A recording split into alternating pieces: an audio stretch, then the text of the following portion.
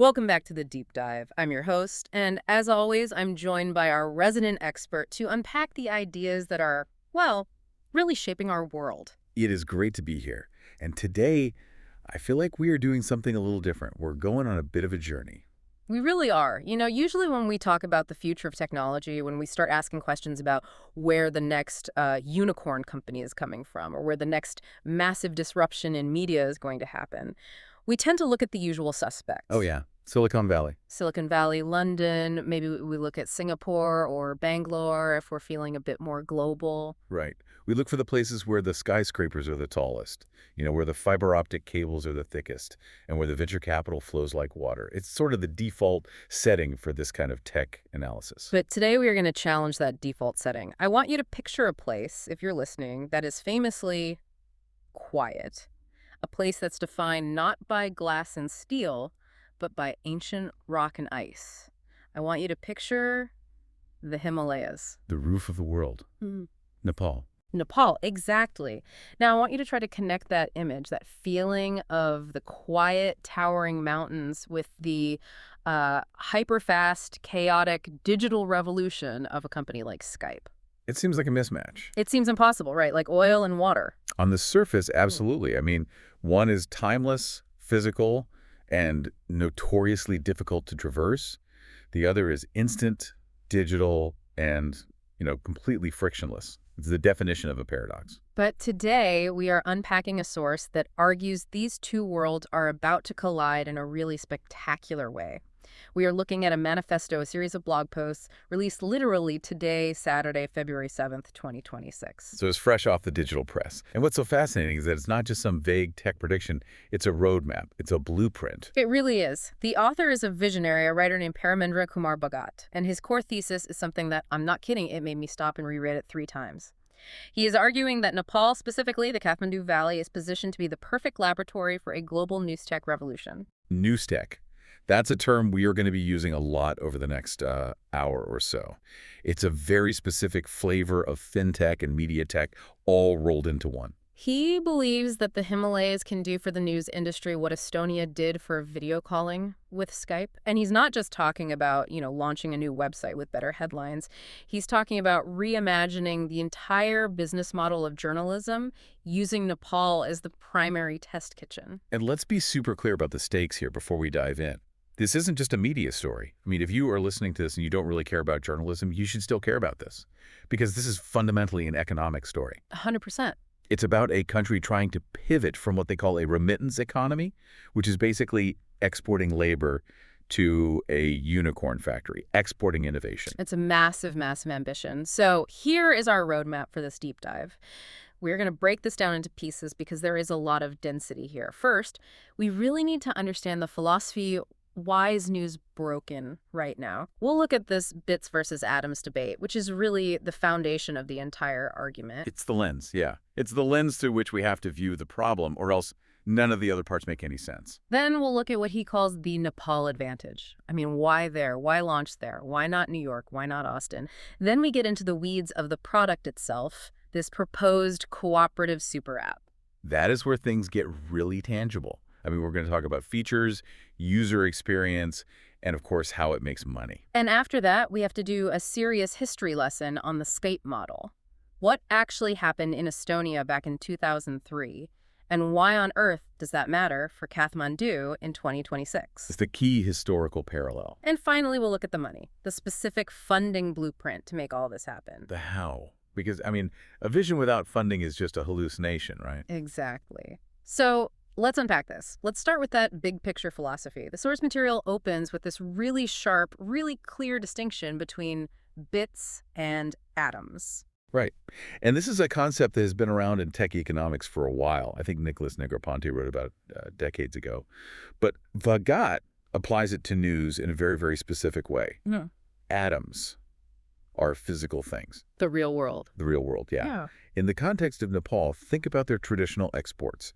Tea, textiles, those beautiful pashmina shawls, carpets. Things you can touch, things that have weight, things that take up space on a shelf. Exactly. And if you want to sell Nepali tea to some hipster cafe in Brooklyn, Just think for a second about the friction involved. It's immense. Oh, the supply chain must be a nightmare. It's a complete nightmare. You have to grow the tea leaves on a mountainside. You have to pick them by hand. Then you have to process them, package them, put them on a truck, drive that truck down a winding, often dangerous mountain road to the Indian border. And that's just the first step. That's just getting it out of the country. Then you have to put it on a train, then a ship, sail it across the ocean, pay tariffs, pay customs duties, deal with distributors. It takes months. It's incredibly expensive. And if the road washes out in a monsoon, which happens all the time, your entire business just stops, dead in the water. That is the world of atoms. It's governed by the laws of physics and, just as importantly, the laws of borders. It is inherently slow and heavy and expensive. So that's atoms. Now let's compare that to bits. Bits are the opposite in every conceivable way. Bits are just information. They're zeros and ones, software code, an email, a digital photo, a news article. They're weightless. Completely weightless. They traveled at the speed of light. And this is the most important part for business. They have zero marginal cost of reproduction. If I write a piece of software, I can send it to one person or to 1 million people. And the cost to me is basically the same. And the central argument here is that news belongs fundamentally in the world of bits. It does now, and that's the key distinction, isn't it? For a long, long time, news was stuck, just trapped in the world of atoms. Think about it. It was paper. It was ink. It was these heavy, monstrous printing presses that cost millions of dollars. It was a manufacturing business. It was. People forget that. The New York Times was as much a manufacturing and logistics company as it was a journalism company. They had delivery boys on bicycles throwing newspapers onto driveways at 5:90 a.m. That is an atoms business. But today, in 2026, news is pure software. It's totally intangible. It just appears on your screen instantly. Which means, theoretically, it should be a fantastic business.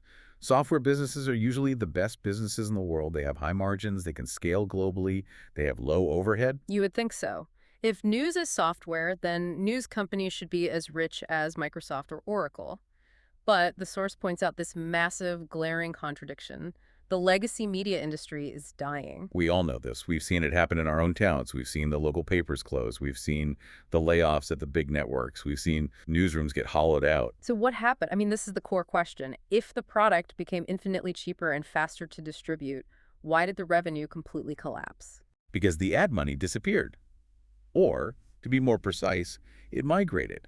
It didn't vanish from the economy. It just moved from the people who create the content to the people who aggregate the content. The search giants. The social networks. The Googles and Metas of the world, yeah. They took all that ad revenue because they had the data. They could target ads with a precision that a newspaper could never, ever dream of. They built a better mousetrap for advertisers. So the old newspaper model, which was essentially selling atoms, the physical paper, subsidized by ads, that just collapsed. The legs were kicked out from under the table. Precisely. But here is the paradox that Buggett highlights. And I think this is the part that really clicked for me when I was reading these articles. The business is failing, but the consumption is at an all-time high. The news paradox. That's it, exactly. Yeah. I mean, we are consuming more information today than any human beings in the history of the world. We are doom scrolling on our phones. We are reading newsletters. We are watching clips. We are listening to podcasts like this one. The demand for news hasn't gone down. It has exploded. People are addicted to information. It's like a drug. It is. So let's look at this like an economist for a second. If demand is way up and the cost of supply, the distribution, is basically zero because it's digital, why is everyone in the industry broke? That defies the basic laws of economics. It feels like something is fundamentally wrong with the model. Because the business model hasn't been reimagined. That's the exact word the source uses. The industry is stuck in nostalgia. They're trying to force an old square peg into a new round hole. They are still chasing these tiny ad pennies when they should be looking at commerce dollars. And this brings us to the Newstech solution. The source argues that we need to stop thinking of news as just content and start thinking of it as an ecosystem. Right. And there are two massive technological shifts that make this possible right now in 2026. First, there's the revenue shift, which we'll get to in a minute, integrating shopping and commerce directly. But second, and this is so critical, is the production shift. Generative AI. Yes. The source is incredibly bullish on this. It explicitly says that generative AI has dramatically, almost overnight, lowered the barriers to production. I saw that line in the text. It says something like, news gathering is now just a search on X, what we all used to call Twitter. And research is accelerated by algorithms. Translation is effortless. Now, just stop and think about what that means for a newsroom in a place like Kathmandu. Okay. 10 years ago, if you wanted to run a global news service, or even as a really high-quality national service, you needed bureaus in every district. You needed armies of human translators. You needed teams of fact-checkers. It was insanely expensive and labor-intensive. You needed a huge payroll. A huge payroll, huge overhead. But now, a small, lean team in Kathmandu can monitor global events, translate them instantly and accurately into Nepali, or, just as importantly, translate local Nepali news into perfect English and publish it to the world. The cost to produce high-quality, multilingual news has just plummeted. It's a complete game changer. The AI acts as a force multiplier. So let's do the math again. You have rock-bottom production costs thanks to AI. You have sky-high demand thanks to our collective addiction to screens. The only missing piece of the puzzle is the revenue mechanism. And that is what this manifesto claims to solve. But, and this is the real curveball, it doesn't want to solve it in Silicon Valley. It doesn't want to solve it in London. It wants to solve it in Nepal. The Nepal advantage. This feels so counterintuitive. I mean, why would you launch a cutting-edge global tech startup in a developing nation that has, well-known infrastructure challenges? Why not go to where the money and the talent already is? It does sound completely backward until you look at the specific data points that Bhagat lays out. And it turns out Nepal's specific economic and social situation creates this incredibly unique opportunity. It's a classic feature, not a bug situation. Okay, so let's talk about the remittance economy. This seems to be the bedrock of his entire argument. It is the single defining feature of modern Nepal. The source notes that more than one in three working-age adults have ventured beyond the country's borders to work. Wait, can we just pause on that stat for a second? 1 in 3. That is a staggering chunk of the productive population. I mean, that's not just a trend. That's a fundamental demographic shift. It is huge. It defines the social fabric of the entire country. It means that basically every family has someone abroad. You have Nepalese in the Middle East working in construction or hospitality. You have them in Malaysia in factories. You have them in Australia as students and workers. And you have a growing number of them, the tech hubs of North America. They are the diaspora. And this creates a very specific dynamic. These people aren't just leaving and forgetting about home. They aren't cutting ties and assimilating completely. Not at all. The opposite, in fact. They are sending money back. Remittances are the lifeblood of the Nepali economy. That money builds the houses, it pays the school fees, it supports the elderly. But the source argues they are sending something else back too. Or rather, they're pulling something out of the country. New news. Information. Connection. Yeah, this line really struck me when I read it. News has been Nepal's top export for decades. It's such a beautiful, almost poetic way to frame it, isn't it? We usually think of exports as goods, stuff you put in a shipping container. But for the diaspora, the most valuable thing coming out of Nepal isn't a carpet or a bag of tea, it's information. It makes perfect sense when you think about it. If you are a Nepali engineer living in Qatar, or you are a nurse living in New York, what do you care about most? You care about what's happening in your home village. You care about the political situation in Kathmandu. You care about when the local festivals are happening. It's an emotional lifeline. The source describes the bond as unbreakable. The diaspora has a voracious appetite for updates from home. They are checking the news constantly because it's their primary connection to their identity, to their family, to their culture. So, okay, let's put on our business founder hat for a moment. You have a target customer base, the diaspora that is, A, huge, B, relatively wealthy compared to the local population because they are earning in dollars or dinars or euros, and C, absolutely desperate for your product. It sounds like a pretty good market to start with, doesn't it? It's an incredible market. It's what you'd call a captured audience. You don't have to convince them to care about Nepal. They already care more than anything else in the world. And there is another advantage to launching in Nepal that the source mentions, which is this idea of the small market benefit. The incubator model. Right. The fact that Nepal is a relatively small market. In the startup world, that can actually be a massive benefit for an early stage company. Explain that a bit more. Because usually VCs want to see a total addressable market. It's in the billions right from day one. Well, think about it. If you launch a new news app in the United States, you are a tiny drop in a vast ocean. You are competing with the New York Times, CNN, Fox News, Facebook, TikTok, Netflix, everything. It is incredibly noisy and unbelievably expensive to get anyone to even look at you.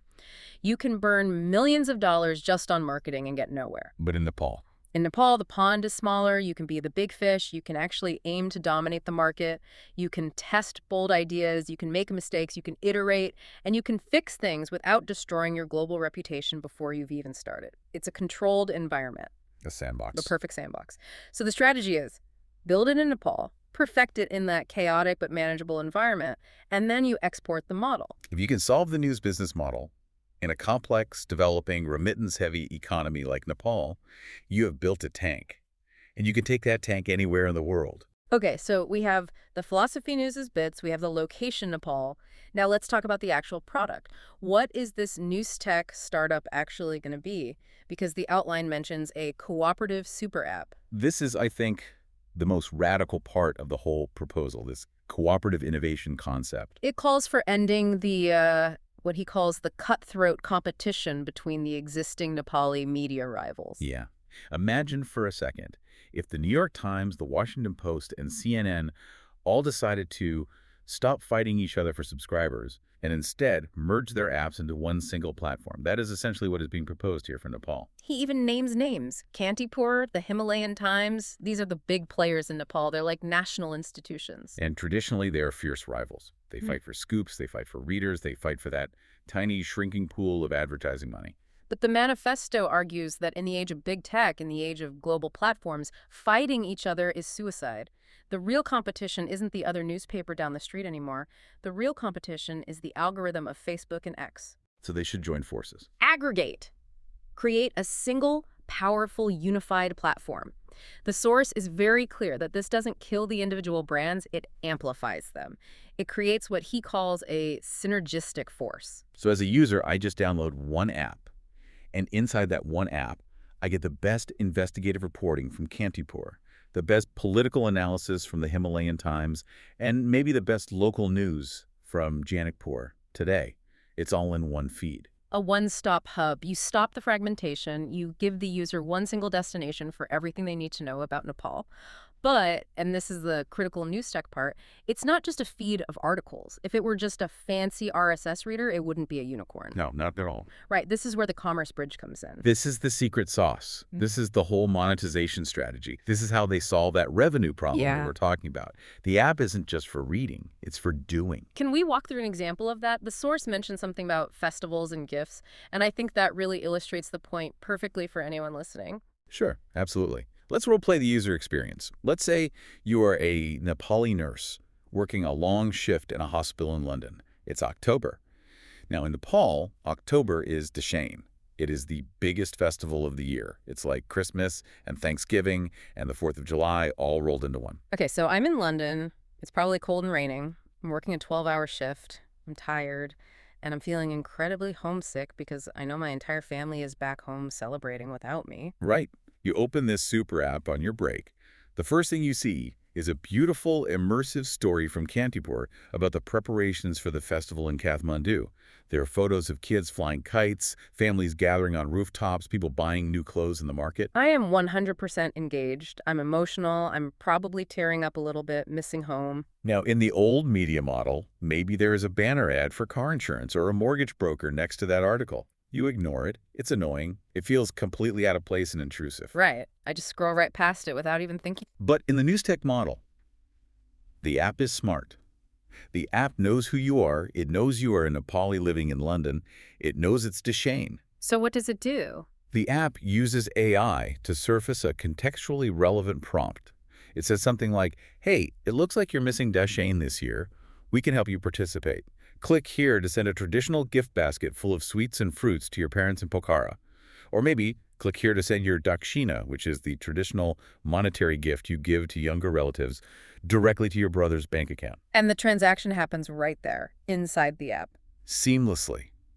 You don't leave the app to go to a separate banking site. You don't leave to go to some third-party e-commerce site. Yeah. The news, the content, it triggered the emotional intent to act, and the app captures the value from that intent. It's a perfect bridge between the content and the commerce. That is just brilliant because it taps into the spending that is already happening. The diaspora is sending money home. They're sending gifts. This just makes the news app the toll booth for all of those transactions. Exactly. It turns the remittance economy into a digital economy. Instead of just sending a lump of cash via Western Union or some other service and paying high fees, you are engaging in specific, meaningful commerce that is triggered by content. It's so much more powerful. The source also mentions AI integration beyond just commerce, things like auto summaries, personalized feeds, instant translations. And this is huge for the second and third generation of the diaspora. Think about the kids of those immigrants. Maybe they were born in the US or the UK. Maybe they speak English much better than they speak Nepali. They might care about Nepal, they might feel a connection to their heritage, but they can't read those dense political articles written in Nepali script. Exactly. The barrier is too high. So the app, using AI, translates the local news instantly and perfectly into English for them. And what does that do? It expands the audience massively. Suddenly, the grandkids of immigrants are reconnected to the homeland because the language barrier has just been erased by technology. It really is a super app concept then. It's not just news. It handles information, culture, and finance all in one unified place. And that scale, that integration, is what allows it to be profitable without relying on those spammy, low-value ads. Mm-hmm. It monetizes the relationship the user has with their home country, not just their eyeballs, on a single article. Now, whenever someone proposes a super app or a tech revolution in a smaller country, people tend to roll their eyes a little bit. They say, that's nice, but it's not realistic. We aren't Silicon Valley. We don't have the ecosystem. We don't have the history of success. Exactly. But the source material comes armed with a very, very specific historical precedent. It says, and this is a direct quote, think of this startup as Nepal's answer to Skype for Estonia. This is the anchor of the whole argument. And it's a story that I think every aspiring tech entrepreneur should know by heart, but I feel like people forget the details. They know the name Skype, but they don't really know the story of how it happened. So let's do the deep dive on Skype. Let's go back in time. Okay, rewind the clock to the early 2000s.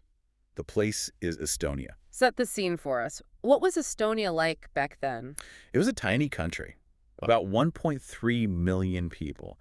And you have to remember, they had only just regained their independence from the Soviet Union in the early 90s. The infrastructure was crumbling. It was not a wealthy place by any stretch of the imagination. It was arguably in a worse economic position than Nepal is today in terms of connectivity and resources. It was cold, it was gray, and it was pretty quiet. It was not a tech hub. Not at all. It was a post-Soviet state just trying to find its feet in the new world. And then come the founders of Skype. Right. Now, the faces of the company, the guys who did all the interviews, were Nicholas Enstrom and Janice Fries. They were from Sweden and Denmark. They were the business guys, the marketers. But the brain of the operation, the code, that was 100% Estonian. The engineers. The engineers, Ati Heinla, Preet Kasasalu, Jane Talon, Toivo Wanis. These guys are absolute legends in the coding world now. But back then, they were just brilliant developers working out of a kind of ugly, brutalist Soviet-era office in Tallinn. And they had previously built the back end for Karaza, the file-sharing service. I remember Kaza. It was, let's say, legally gray. Very, very gray. It was the Napster era of the internet. But the underlying technology, peer-to-peer, or P2P, was revolutionary. Mm-hmm. It allowed individual computers to connect directly to each other without needing a central server. And they had this flash of genius. They realized, wait a minute, if we can move these data-heavy MP3 music files this way, why can't we move voice? And just like that, Skype was born, the idea of free internet phone calls. It was launched on August 29, 2003. And was the growth instant? It was explosive. I mean, 10,000 downloads on the very first day. And you have to remember the context. Calling internationally back then cost a fortune. I remember paying dollars per minute to call family in Europe. I remember buying those scratch-off calling cards at the corner store, punching in this long code. Exactly. It was clunky and expensive. And then Skype comes along and makes it free. It felt like absolute magic. It was one of those products that just solved a massive universal pain point overnight. So they had the user base, they had the viral growth. How did they get the money? This is the unicorn path that the source wants Nepal to replicate. Hmm. They started with seed funding from forward-thinking angel investors like Tim Draper. Then they raised a proper series round of about $18 million from heavy hitters like Index Ventures and Bessemer Venture Partners. They proved that you could build world-class, globally dominant technology in a forgotten corner of Europe. And then they exit. The big payday. The holy grail for any startup. September 2005. The tech world is stunned when eBay announces it's buying Skype. For how much? $2.6 billion. 2.6 billion in 2005 money. For a company whose core technology was built in a tiny post-Soviet state. It was earth-shattering. It was like a lightning bolt hitting the country. It was the biggest thing to ever happen to the Estonian economy by a huge margin. And then later, of course, Microsoft bought it from eBay for $8.5 billion in 2011. But the eBay sale is the one that really matters for our story today, for the Nepal connection. Why is that? Why does that first eBay sale matter more? Because of what it created. Because of the Skype mafia. The source emphasizes this point very, very heavily. Right. It wasn't just that the Scandinavian founders got rich. The engineers got rich. Those quiet Estonian guys, Jan Talon and the crew, they all had stock options. Suddenly, hundreds of millions of dollars of capital flooded into their personal bank accounts. And this is the absolutely crucial part. They didn't leave. They didn't cash out and move to Monaco. They didn't buy mansions in San Francisco. They stayed in Talon. And they created their own investment firm called Ambient Sound Investments, or ASI. They took their Skype winnings and they plowed it right back into the local tech ecosystem. They funded the next generation of Estonian startups. Exactly. They fertilized the soil. Because of that one single exit, Estonia became a unicorn factory. It produced companies like Bolt, which is like the Uber of Europe, and Wise, the fintech company, and Verif, the identity verification platform. Today, Estonia has more startups and unicorns per capita than almost anywhere else in the world. All because of one big win that proved it was possible. One spark. One proof of concept. It showed every other young Estonian engineer that they didn't have to leave the country to build something massive. And that is the thesis for Nepal. That's the model. That is the why. Fogad is arguing that Nepal doesn't need 50 mediocre, underfunded startups. It needs one Skype. It needs one massive, undeniable success like this Newstech cooperative to create that Nepal mafia. A group of newly wealthy, tech-savvy Nepalese who then turn around and invest their capital and their expertise in the next 100 ideas coming out of Kathmandu. It creates a virtuous cycle. Success breeds capital, and that capital breeds more success. It's how you kickstart an entire ecosystem from a standstill. So the goal isn't just to fix the news industry. The goal is to jumpstart the entire tech economy of the nation. Exactly. The news app is just the Trojan horse. It's the vehicle to get the capital flowing and the talent concentrated. It's the spark plug for the whole engine. Okay, that is a really compelling vision. But as you said, visions don't pay the bills. You need capital to start that engine. Let's talk about the specific funding roadmap that the source lays out, because it is very, very precise. It is. It's not vague at all. The plan is to raise exactly $1 million at a $10 million post-money valuation. Which, again, for a global tech play, is a pretty modest seed round. I mean, you see seed rounds of $5 million or $10 million in San Francisco for just an idea on a napkin. But in Nepal, $1 million goes a long, long way. It goes a very long way. That kind of money could fund a serious team of engineers and editors for 2 years in Kathmandu. But the source of the money is what's really interesting here. The plan splits it into 2 distinct phases. Let's break down phase 1. He calls it the heart money. Phase 1 dictates that the first $500,000 must come from non-resident Nepalese, or NRNs, specifically targeting those living and working in the U.S. Okay, that restriction? Why not just take money from anyone who offers?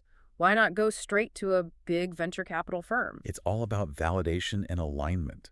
If you go to a VC in Silicon Valley with just a slide deck, they'll probably say, who cares about news in Nepal? I don't know that market. It seems small and risky. But if you walk into that same VC meeting and say, we have already raised $500,000 from the community itself, the very people who are going to use this app every day are the ones who are investing in it. That completely changes the conversation. It proves product market fit before you've even written a line of code. Exactly. And these investors aren't just passive wallets, they are evangelists. If a Nepali software engineer working at Microsoft in Seattle invests $10,000, you can bet they're going to make sure every single one of their friends and family members downloads that app. They become your marketing team. They have real skin in the game. The source also mentions leveraging their connections back home. Right. The diaspora is often very well connected. Many of them know the media owners back in Kathmandu personally. They can be the trusted bridge to bring those rivals to the table. It's much harder for a media mogul in Nepal to say no when the investment pitch is coming from successful members of their own community living abroad. And it protects the mission, I suppose. Yes, that's a huge point. Diaspora investors understand the cultural nuance. They understand why independent, high-quality media matters for Nepal's democracy. If you take big corporate money too early, you might get forced to pivot to something more generic or purely profit-driven at the expense of journalistic quality. The heart money buys you the time and the freedom to build the product the right way. Okay, so that's the first $500,000. Then comes phase two, the head money. The pros. Yeah. The second $500,000 comes from professional investors, venture capitalists, seasoned angel investors, but only after the train is already moving. Once you have that initial traction and validation from the community. Exactly. These investors bring the head skills. They bring the experience in governance, in scaling a company from 10 employees to 1,000. They bring the legal structures for global franchising. They bring the high-level connections in the AI tech world. So heart money validates the idea and builds the initial product. Head money scales it to the world. It creates a perfectly balanced cap table. You have the community who loves you, rooting for you, and you have the seasoned professionals guiding you away from common mistakes. And let's talk about that scaling part again, because the source mentions a franchise model. This was a really cool concept, I thought. This is where the valuation justification comes in. Because a news app just for Nepal might cap out at a certain value. It's a small country. There are only about 30 million Nepalists in the world. But a platform that can be cloned and deployed anywhere, that has a potentially infinite market. The idea is, if this model works for the Nepali diaspora, it can work for other diasporas too. Right. Think about the Philippines. A massive, globally distributed diaspora. A huge remittance economy. Think about Mexico. Think about Nigeria. Think about India. These are all countries with enormous populations living and working abroad, and they all have fragmented, struggling news markets back home. So once the code works for Nepal, once that gift-sending AI and the translation engine are perfected, you can just swap the language, swap the content partners, and launch the Manila Times Super App or Lagos Live. You essentially package the entire tech stack and the business model and license it. The Nepali innovation becomes a universal template for the rest of the developing world. Nepal becomes the exporter of the business model itself. Which goes all the way back to the bits versus atoms thing we started with. You are exporting weightless, high-margin software, not pashminas. Precisely. You are exporting the solution to the global media crisis, which is a problem every country is facing. And that is worth a lot more than a $10 million valuation. I want to pivot a bit here to the broader implications. We've talked a lot about the business side, but the source material comes from a blog called Democracy for Nepal. There is a clear political and social undercurrent here that we shouldn't ignore. It is subtle, but it's really important. You can tell the author was deeply involved in Nepal's democracy movement. This cooperative model isn't just about business efficiency. It's about democratic resilience. How so? What do you mean by that? Well, legacy media institutions, especially in developing countries, are incredibly fragile. If a newspaper goes bankrupt, that critical voice is just lost forever. If it gets bought by a tycoon with a political agenda, that voice is compromised. If it relies on government advertising to survive, it can't really criticize the government, can it? Right. It's vulnerable to all kinds of pressure. But by uniting the media houses under a single cooperative digital banner, you are theoretically creating a much stronger, more resilient institution, a financially independent institution. Strength in numbers. It's strength in numbers, and it's strength through financial independence. If the media is funded by a healthy, diversified stream of commerce and diaspora subscriptions, it is far less dependent on government ads or corporate favors. And that is incredibly healthy for a democracy. It creates a firewall around the truth. It could foster national pride, too. The source mentions that. Just the act of seeing all these famous brands working together under one banner instead of constantly fighting. It creates a national champion. Just like Nokia was for Finland for a time, or Samsung is for South Korea. It becomes a point of national pride. This is our tech. This is our platform. We built this, and we're exporting it to the world. There is another layer here I want to touch on, the AI aspect. The source mentions the author's other books on agentic AI. Agentic AI is a buzzword we're hearing a lot more of in 2026. What does it actually mean in simple terms? It means AI that has agency. It doesn't just chat with you. It does things for you in the real world. The AI of, say, 2024 or 2025 was mostly passive. You ask it a question, it gives you an answer. Agentic AI observes your needs and proactively takes action on your behalf. So in this context, the news app isn't just a passive feed of information you scroll through. No, absolutely not. It's an agent working for you. You don't just read about a flood devastating a village in rural Nepal and feel sad. The AI suggests, hey, it seems you're concerned about this. Do you want to send $50 to the verified relief fund? And then it executes the transaction for you with one tap. It acts on your behalf. It helps you manage your entire relationship with your homeland. That is a really powerful concept. It's almost like a digital concierge for your citizenship. And it connects to the author's broader worldview. He has written books with titles like The AI Marketing Revolution and The Country of Geniuses. Yeah. He clearly sees AI not as a threat to these small nations, but as the great equalizer. That brings me to this really provocative thought the source raises near the end. In a world where bits triumph over atoms. It asks a massive fundamental question. Is this the future for all small nations? I mean, for the last 200 years, if you wanted to be a rich country, you needed industrialization. You needed factories, coal, steel, deep water ports. You had to master the world of atoms. But Nepal is landlocked. It's covered in the world's tallest mountains. It's incredibly hard to build factories there. It's even harder to ship physical things in and out. Exactly. For centuries, geography was destiny. If you're a landlocked, mountainous country, you're almost certainly going to be poor. But in the age of bits, geography matters so much less. The mountains don't block a Wi-Fi signal. The lack of a port doesn't stop you from exporting software. So the argument is that these digital diaspora networks allow small nations to completely bypass the industrialization phase of development. They can leapfrog straight to the information economy. They can leverage their people, their global human cloud, as their greatest economic asset. That is the leapfrog theory in action. And Nepal is the perfect test case. If it works there, it fundamentally changes the development playbook for every landlocked or developing nation on Earth. It's incredibly inspiring, but I have to play devil's advocate for a second. This relies on a lot of things going right. It relies on decades-old rival media owners shaking hands and cooperating. It relies on the diaspora actually opening their wallets and investing. Oh, the execution risk is absolutely massive. Cooperative models are notoriously hard to manage. Too many cooks in the kitchen is a very real problem, and convincing someone to invest $500,000 in a media startup is a hard sell when the entire narrative for the past decade has been that media is a dying business. But that's why the Skype narrative is so important, right? It reframes the entire investment. Exactly. You aren't investing in a newspaper. You are investing in a Newstech platform with AI agents and fintech integration. The branding matters. The story you tell yourself and other investors matters. And the timing matters. It is February 2026. The AI is finally ready. The global diaspora is more connected than ever. The audience is ready. The source ends with a very direct, very pointed call to action for those non-resident Nepalis. It says, it's time to invest in the future of Nepali news. It's basically putting the ball directly in their court. It really does challenge the listener, if you are part of that diaspora, to stop being a passive spectator. It asks a fundamental question.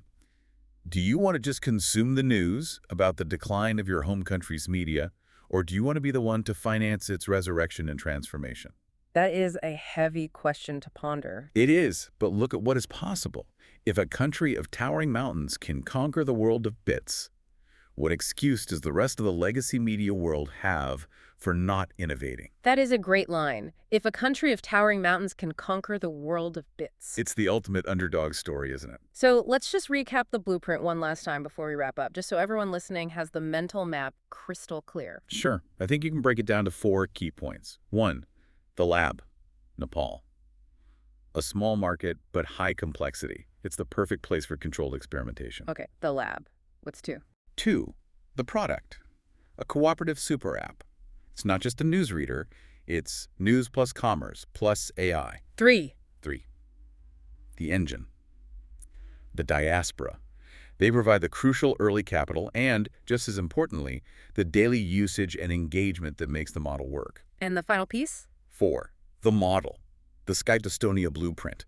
You aim for one massive success, and then you use the capital from that exit to build an entire generation of new tech investors and founders. It's so simple on paper, but it would be completely revolutionary in practice. And it's happening, or at least the manifesto to make it happen was launched into the world today. You know, Reading all this, diving this deep into it, it makes me want to book a ticket to Kathmandu. So you can see the mountains. No, not just the mountains. I want to see the server rooms. I want to meet the Nepali versions of those original Skype engineers. I want to see if they are actually in a room somewhere right now building this thing. Well, if this plan works, in 5 years, you won't have to go there. The app will be on your phone, and you'll probably be buying your plane ticket through it. Laugh is touche. A very good point. But seriously, it is space to watch. We so often look to Silicon Valley for the next big thing. But sometimes, real innovation comes from the places where the need is greatest, not where the capital is most abundant. Necessity is the mother of invention. And Nepal has the necessity. Now, it seems, it might just have the invention too. We're going to leave it there. A really fascinating look at how a manifesto dropped in February 2026 might just have the potential to change the economic destiny of the Himalayas. To our listeners, especially those of you tuning in from the diaspora communities around the world, what do you think? Is this the future, or is it a beautiful pipe dream? I'd really love to hear if anyone is actually going to write that check. That is the million-dollar question. Literally. Thanks for diving deep with us. We'll catch you on the next one. Stay curious, everyone. Bye for now.